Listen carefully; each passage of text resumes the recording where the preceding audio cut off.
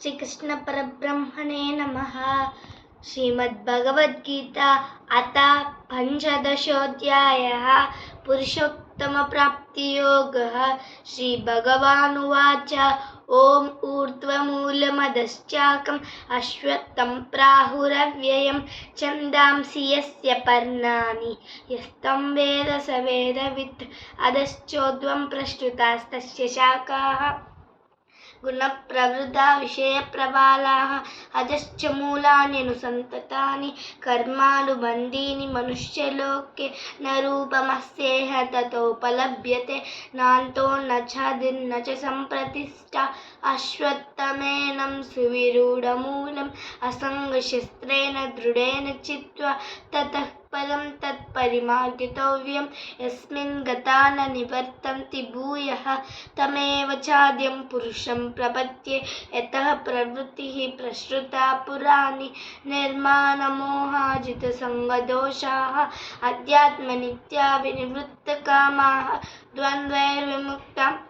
सुखदुःखसंज्ञैः गच्छन्त्यमूढाः पदमव्ययं तत् न तद्भासयते सूर्यो न शशाङ्को न पावकः यद्गत्वा न निवर्तन्ते तद्धाम परमं मम ममैवांशो जीवलोके जीवभूतसनातनः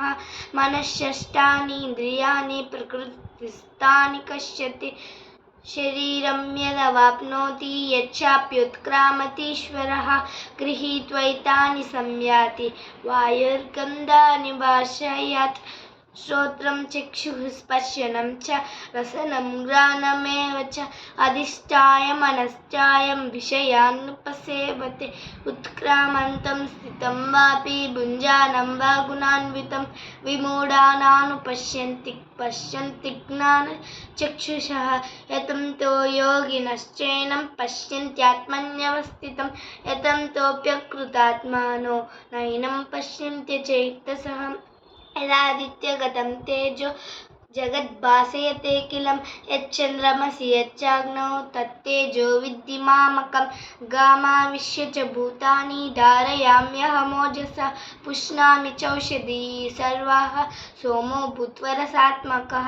अहं वैश्वानरो भूत्वा प्राणिनां देहमाश्रितः प्राणापानसमायुक्तः पचाम्यन्नं चतुर्विधं सर्वस्य चाहं हृदि सन्निविष्टो मत्तः स्मृतिज्ञानमपोहनं च